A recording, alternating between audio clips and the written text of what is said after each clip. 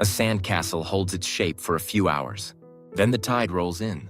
And the strange thing is, nobody screams at the ocean. Nobody blames the waves. Nobody writes a letter of complaint to the moon for pulling the water closer. But when the same thing happens to a job, a bond, a body that used to feel young, we act as if the world broke a promise it never made. We feel betrayed. We scramble to rebuild the walls even as the water rises around our ankles. Buddhism noticed this gap a long time ago. The problem was never the tide. It was the fist clenched around the sand. Most people hear and let goes and think it means rewires stop caring. That's the wrong frame. It's like hearing don't hold your breath and deciding you should stop breathing altogether. And by the end of this, you'll see why loosening your grip might be the bravest thing you ever do. Picture two hands side by side. One clutches a glowing sphere so hard the knuckles turn white. Cracks spread through the surface. Stress pulses out in waves. The other hand rests open, palm up. The same sphere sits there, calm, pulsing with soft light. Both hands hold the same thing, but only one is crushing it. That's the split between clinging and love. And we confuse them all the time. Most people can't tell the difference.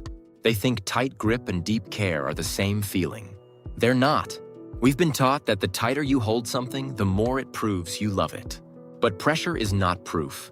Pressure is panic wearing the mask of devotion. When you cling, fear runs the show. Fear of loss. Fear of change. Fear that the moment you relax your fingers, the thing you love will vanish. So you squeeze harder. And the harder you squeeze, the more it cracks. Think about the friend who texts someone over and over because they haven't heard back. Think about the parent who tracks a grown child's location on their phone all day long. That's not love expressing itself. That's fear wearing love's name tag. Love, the real kind, works the other way. It wants the best for what it holds, even if that means letting it float. There's no chain, no leash, no panic when the wind shifts. Here's where it gets strange. Your body can't tell the gap between losing something and fearing you might lose it. Both trigger the same alarm. Your brain fires up the stress system, floods you with cortisol, and pushes your heart to pound harder. One study tracked what happened when people were shown something they craved and then had it pulled away. Within minutes, their stress hormones spiked sharply. And the people who only pictured the loss showed nearly the same spike. Your nervous system doesn't tell apart a real threat and a rehearsed one. It just reacts. Think of it like a gauge. On one side, green, the rush of wanting. On the other side, red, the crash of not having. Craving swings the needle back and forth, green to red, dozens of times a day.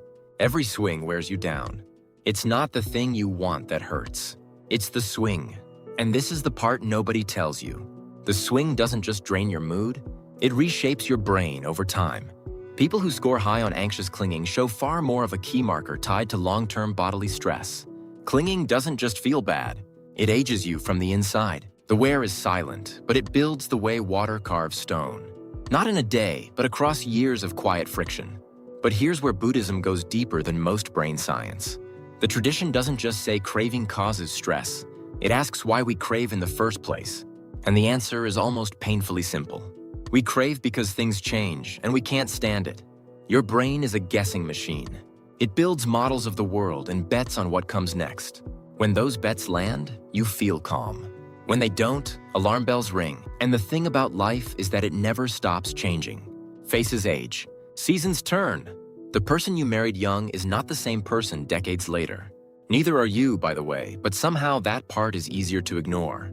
Your brain hates this. It treats every shift as an error, a gap between what it predicted and what arrived. That gap registers as pain. One brain study watched what happened when people looked at a face that kept changing into other faces. The region that flags prediction errors lit up like a warning light. Static faces? Calm. Shifting faces? Distress. Your brain treats change as a threat, even when nothing bad is happening. And because everything in life is changing, your brain is quietly always alarmed. This is what Buddhism calls the clash between clinging and the nature of the world. You want things to stay. They won't. You build a wall of expectation. Reality walks right through it. And every time that happens, you suffer. Not because reality is cruel, because your grip was too tight. Now imagine this as a machine. Gears locked together, each one turning the next. Craving spins into clinging. Clinging spins into suffering. Suffering spins back into craving. Round and round. Buddhism mapped this loop thousands of years before anyone had a word for feedback cycles. Each link feeds the next, and the machine never stops on its own. It doesn't need fuel from the outside. Your own resistance to change is the engine. But here's the twist that changes everything. You don't have to smash every gear. You just have to pull one out. Researchers tracked how couples argued. In the vast majority of fights that spiraled out of control, the same pattern appeared. An unmet need triggered craving. Craving triggered clinging. Clinging triggered blame. Over and over. But when one partner learned to notice the craving before it hardened into a grip, the whole spiral fell apart. One gear removed. One moment of awareness was enough to break a chain reaction that would have burned through an entire evening. So if pulling out the craving gear works, what does that actually look like? This is where people get confused. They hear non-attachment and picture someone sitting on a rock, eyes closed, feeling nothing. That's not what it means. That's numbness dressed up as wisdom. And numbness is just another kind of wall, another way of refusing to meet the world on its terms. Real non-attachment is the hardest kind of presence. It means sitting with someone you love, knowing they will age, knowing they will leave one day or you will, and choosing to be fully there anyway. No armor, no bargain with the future, just warmth held in open hands. It means laughing at a dinner table with people whose faces are already changing, whose stories are already shifting, and finding that the passing of time doesn't steal the joy. It deepens it. Here's the part that surprises even skeptics. This practice physically changes the brain. After a couple months of steady mindfulness work, brain scans showed a clear shrinking of the region that drives fear and stress reactions. At the same time, the areas tied to calm judgment and clear thinking grew stronger. New bridges formed between the two halves of the brain. The organ rebuilt itself around a new pattern. Less panic, more balance. Not years of practice, not a lifetime in a monastery, just weeks of steady, focused attention. And the effects spill into relationships. When couples practiced open-handed love, letting go of control while staying close, their reported bond grew sharply. They didn't drift apart, they moved closer.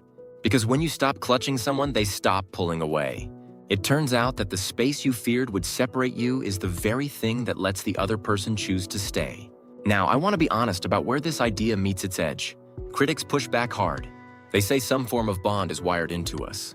Babies need it to survive. Groups need it to hold together.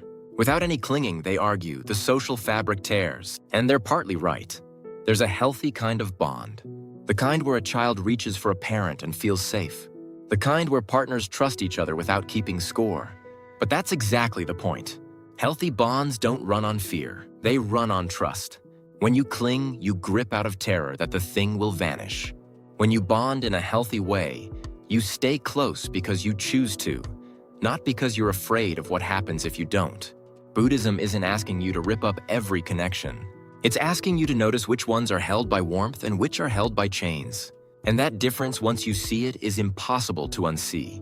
Here's where the limits of the idea reveal themselves and, strangely, make it stronger. Non-attachment works best when the thing you hold is already changing. Relationships, careers, health, identity, these are rivers. You can't freeze a river. You can only wade in it. But some things in life call for fierce, stubborn grip. A parent pulling a child from traffic isn't practicing non-attachment. A doctor fighting for a patient's life isn't letting go. A firefighter carrying someone out of a burning building is clinging to that person with everything they have, and that is exactly right. In moments of sharp danger, clinging is not the disease. It's the cure. The insight is narrower than it first appears. Non-attachment isn't a rule for every second of life.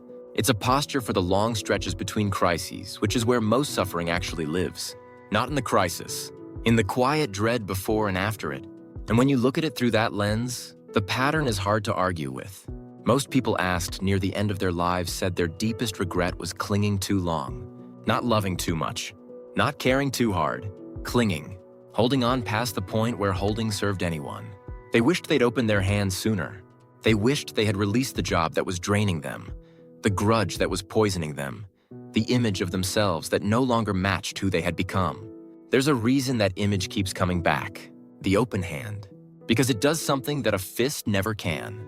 It lets the thing rest there by choice, not trapped, not owned, present because it wants to be. And when it does leave, the hand is still whole.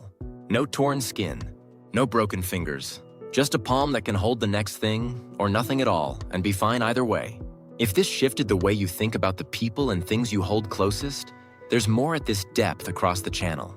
Drop a comment and tell me which part hit hardest. I genuinely want to know. A fist full of sand keeps nothing. An open palm keeps the shape of everything that ever rested there.